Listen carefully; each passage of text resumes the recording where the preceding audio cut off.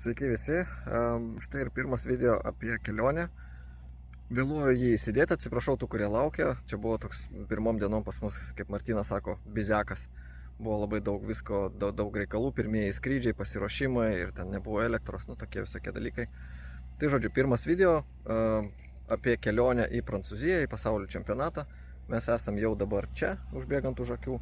Dabar vyksta treniruočių tokia savaitė, tai dar ne pačios varžybos. Kaip čia viskas atrodo. Čia yra mūsų stovykla. Ir, kol mes laukiam pirmos užduoties, orlaiviai paruošti, karantinas prasidėjęs, dabar galiu sumontuoti video ir kviečiu žiūrėti apie mūsų kelionę į čia.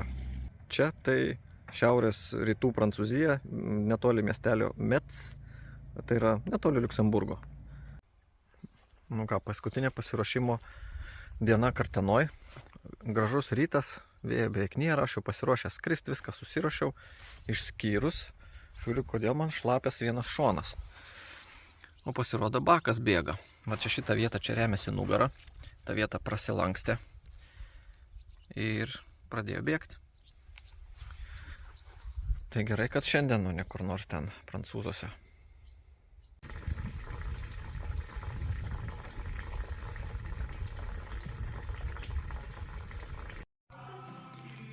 Jo, mes su žavėja asistentė supakavom tokį preliminarų pradžiai iki Klaipėdos davažiuoti. Dėžutė, palapinės, dafiga visko, paspirtukas, turi tilpti čia. Viskas, mane šuniekas išlydi, su kitais jau atsisveikinau, šokame mašiną ir važiuojame Kauną. Šiandien ruošiamės, dedam abudu orlaivius ant vienos priekabos ir važiuosim su šitą mašiną. Ar jinai bus pilna ir dar su stogo bagažinė. Yra 8:30 vakaro, mes jau baigėm beveik pakuotis. Čia liko visokie tokie pakavimas medžiagos, bet visi esminiai daiktai jau yra sudėti ir čia, ir čia. Tai žodžiu, o Vilabadža jau švenčia, jau pasiruošę. Taip, 6 valandos ryto mes startuojame.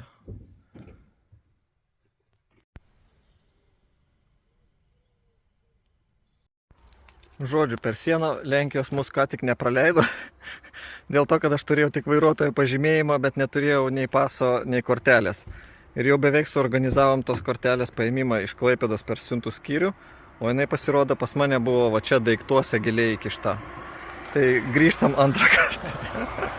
Bet bent jau ką tik sutaupėm gerą pusdienį viso laukimo ir kortelės siuntimo.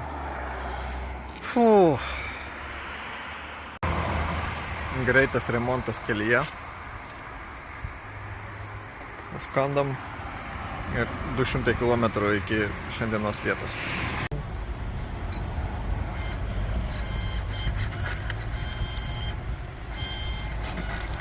Ir važiuojam toliau. Vokietija.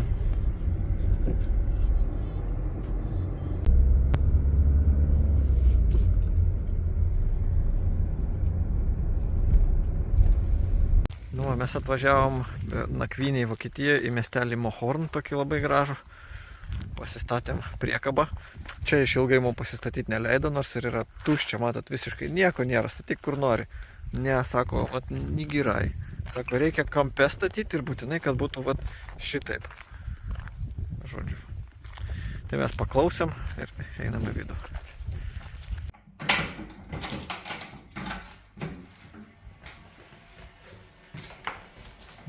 Toks paprastas kambariukas. O ko daugiau reikia išsimiegoti?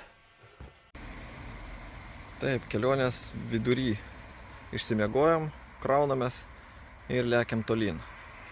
O štai čia yra tas stulpas, apie kurį jau rodžiau video.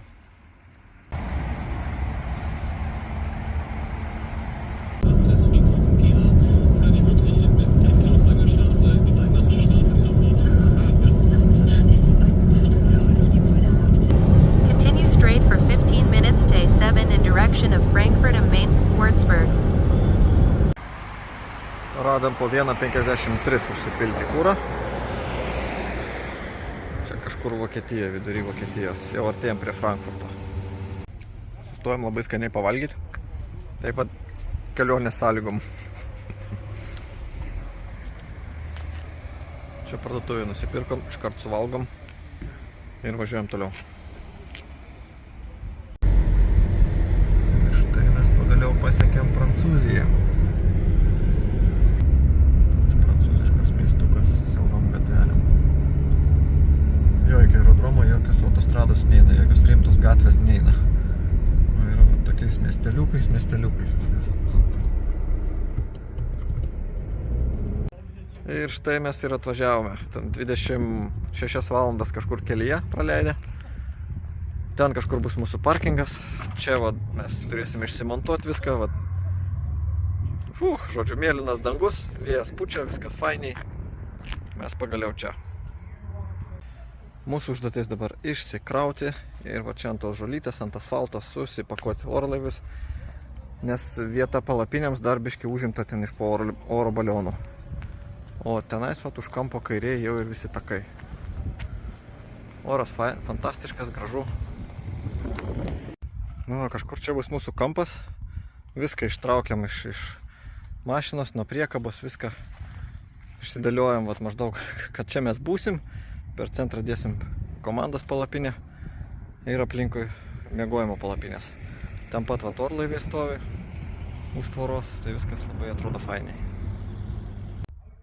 Nu va, vakaras tos pačios dienos, jau liko sparnas susirinkti, visus čecholus nuėmėm, skraidyklę pasiruošiau, nu, rytis dar ne, bet aš rytoj pirmoji dienos pusė pasiruošęs skristi.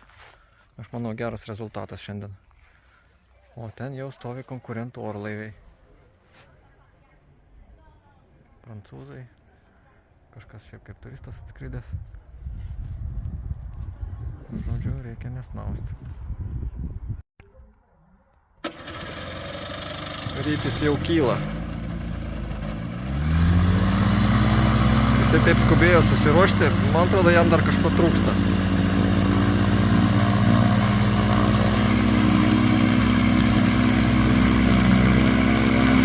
Rytis patenkintas, pasiruošęs skristi.